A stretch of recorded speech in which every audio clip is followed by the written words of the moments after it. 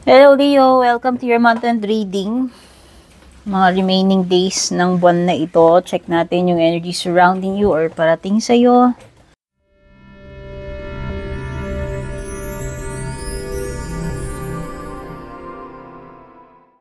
Ano yung mga messages? Thank you for dropping by. Thank you for subscribing. Kung nag-like, follow ka na, nag-subscribe, maraming salamat. Yung mga interested sa private reading ko, check nyo na lang po yung link. Nilagay ko po sa description ng video. Maraming salamat sa mga patuloy na sumusuporta, sumusubaybay, lalo na po yung mga matagal na mga pabalik-balik, mga nag-avail ng subscription, membership, mga nagpapadala ng star super thanks. Okay. Meron ka ritong spirit guide.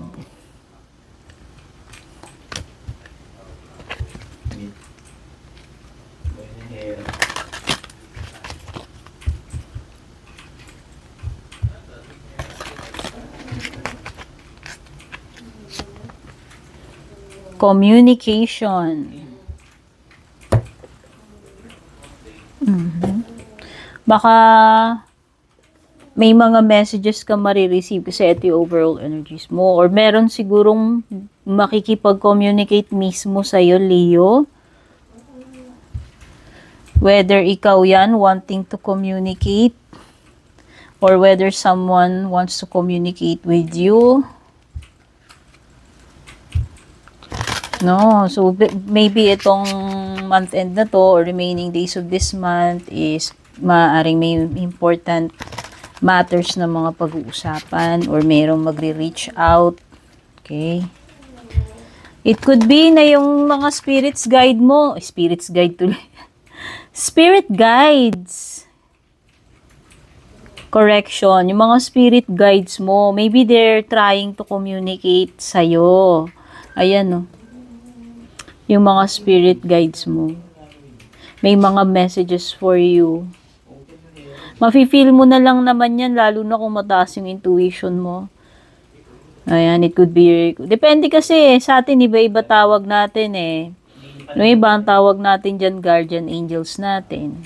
No? Depende sa mga beliefs natin. Siyempre, may mga iba-ibang beliefs tayo. Hindi man tayo pare-pareho. Pero yun na nga. No? Kumbaga, yan ay mga guided na mga messages from the divine, from your angels or spirit guides. May mga signs, symbols, mga palatandaan, no, na or messages na ano, mare-receive mo. Ano naman yung overall energy mo?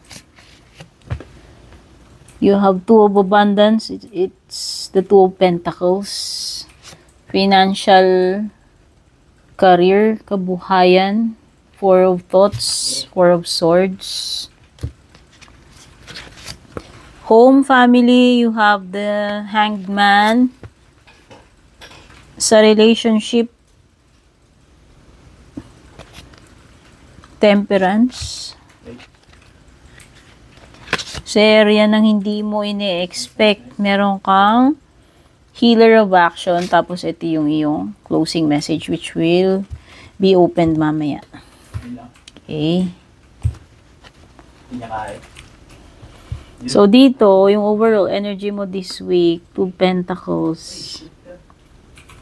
Pwedeng, yung iba sa inyo siguro, baka nag-i-struggle kayo ngayon. Feeling nyo siguro, parang wala kayo sa kondisyon.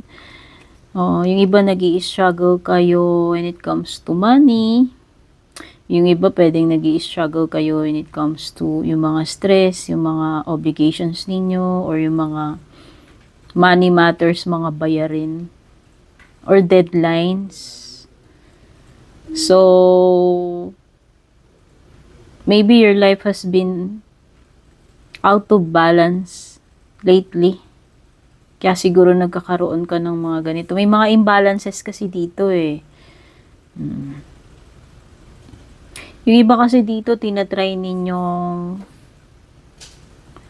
mapunan yung mga obligasyon, tungkulin, or yung nahihirapan kayong pagkasyahin yung budget, yan yung mga ganyan. Pwede yung iba ganun ang problem ninyo. Yung iba, hindi nyo na alam kung saan nyo ilalagay yung katawan ninyo. No? Siguro, ang daming mga inaasikaso, trabaho, halos walang time, nahihirapan ng i-keep yung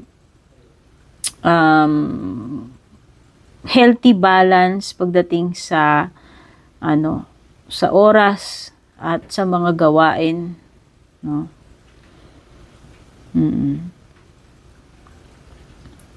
So, yan. Pwedeng yung iba dito, kailangan yung mag-double time, kailangan yung mag-multitask para lang to make ends meet.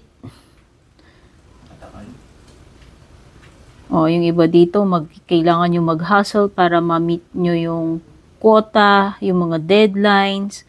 Yung iba dito, kailangan nyo pang mag-double jobs para lang ma-meet yung mga, pangangailangan sa mga gastusin. So, meron ditong maraming task or loads na pwedeng nahihirapan ka na to manage tong mga to. Could be related sa sa time mo, sa resources mo, sa kaperahan, sa mga gawain, trabaho, or obligations. When it comes naman sa financial, career,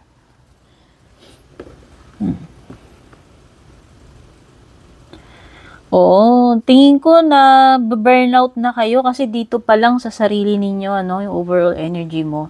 And lumilitaw dito, it could be exhaustion, pagka-burnout, exhaustion, possible due to pagiging super stressed, overwork, pagiging workaholic, o yung sunod-sunod, walang pahinga. So, parang sinasabi ng barahan na to, kailangan mong mag-take a break or mag-slow down para sa iyong well-being, Leo. Kailangan mong mag-wind down. Bigyan mo muna ng break ang sarili mo. Okay, ayan, Sabi dito, consider taking a vacation or small break para makatulong sa iyo to rejuvenate. And at the same time, hindi lang yun kasi itong card na to, kailangan mo rin kasi ng time para sa sarili mo to clear your mind, your thoughts. So, hindi lang siya about pagpapahinga para sa health mo, kundi para sa para makapag-isip ka rin, para ma-clean yung slate. Okay? Kailangan mong mag-unload, mag-distress, ano ba tawag dito? Ma-relax muna yung katawan at pag-iisip. Okay?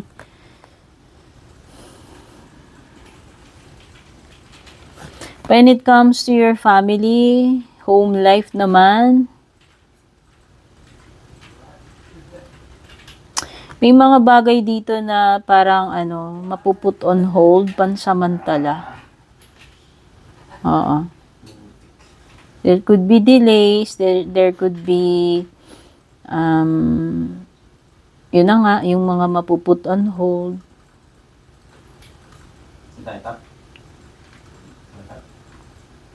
So, nakikita ko dito, pwedeng something na dapat i-consider ng pamilya kung lilipat ng tirahan or something like that, parang related sa i-consider ninyo yung opportunity ninyo sa ibang lugar like migration or paglipat ng ibang pwedeng from the province to the city or from the city to the province, yung tipong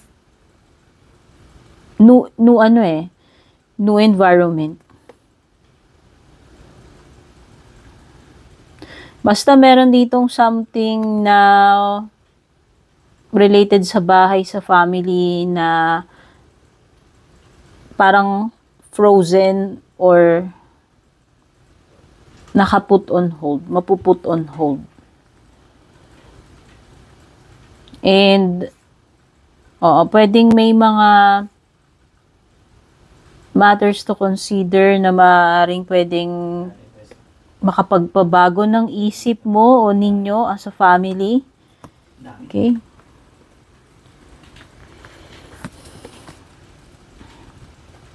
Sa relationship mo naman, wow, this is a win-win. Okay, yung iba dito, nakikita ko dito is healing or recovery period. Oo, nakikita ko dito na merong something na mare-restore, manunumbalik sa dati. Siguro manunumbalik sa dating kaayusan,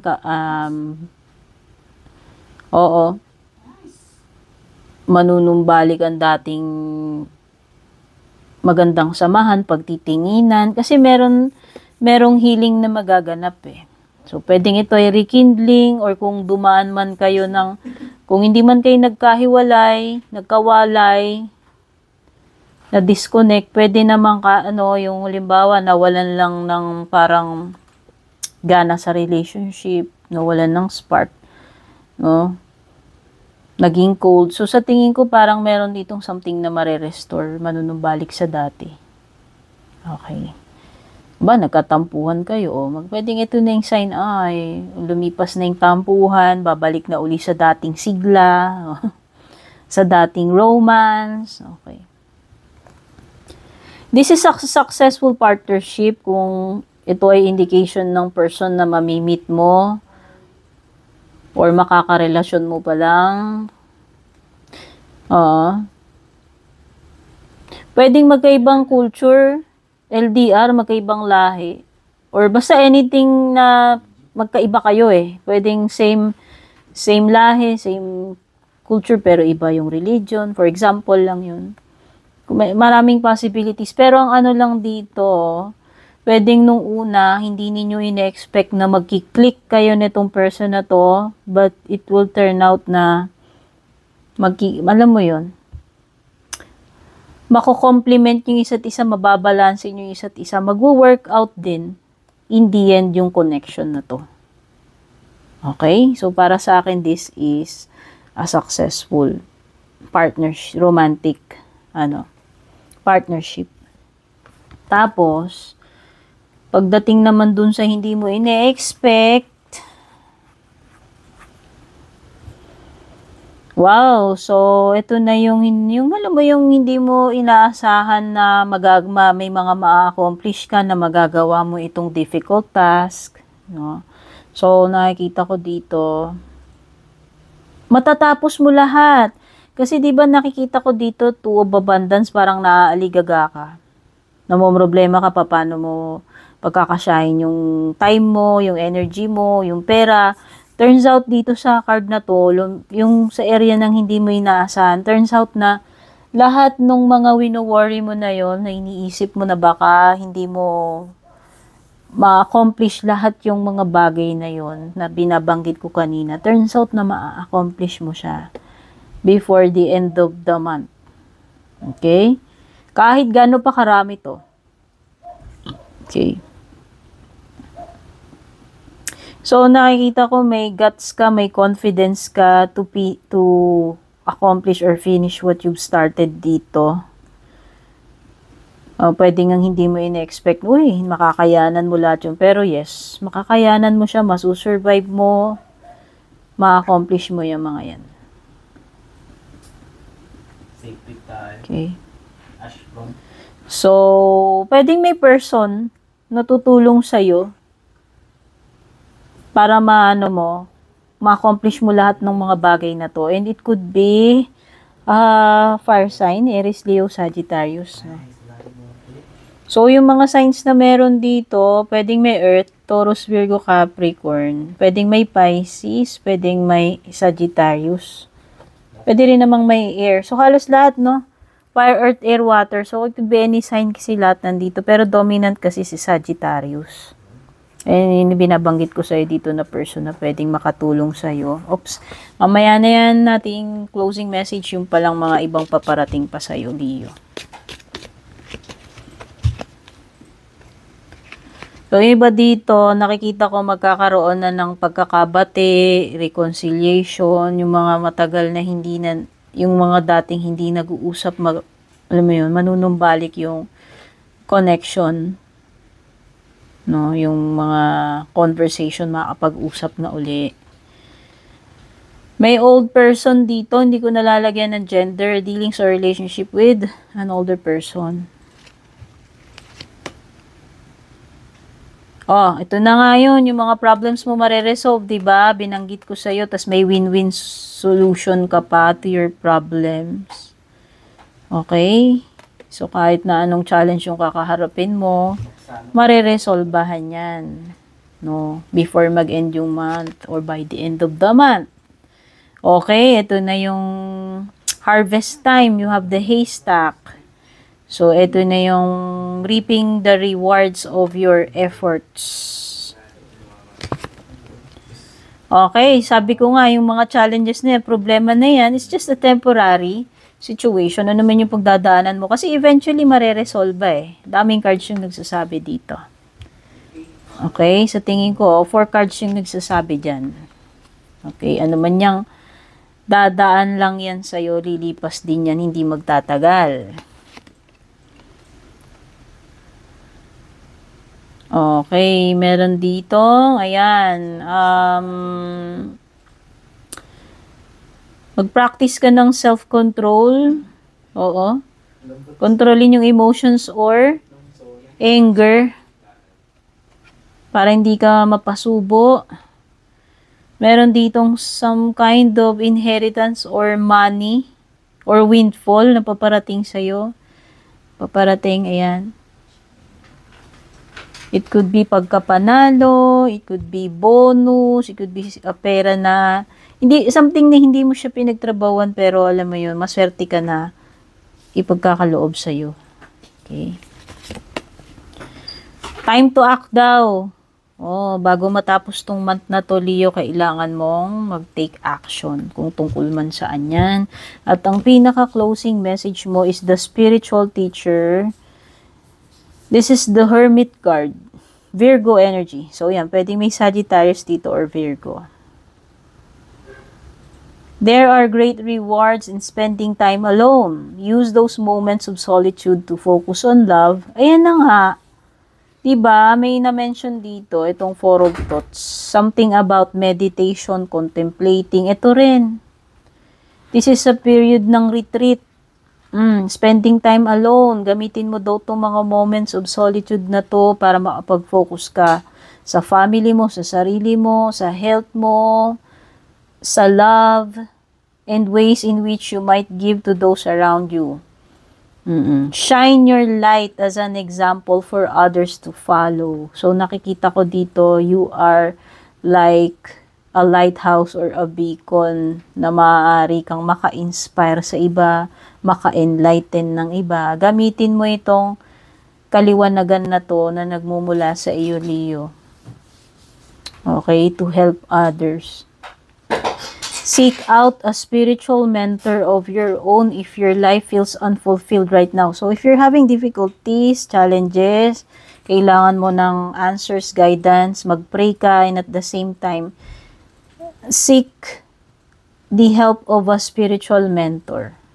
So, it could be someone from your church, no, na maaaring mag-offer ng guidance or advice para sa iyo. Okay, Leo. So, yun yung mga messages for you. Sana makatulong sa yan. Don't forget to subscribe, like, follow. Take care, babush.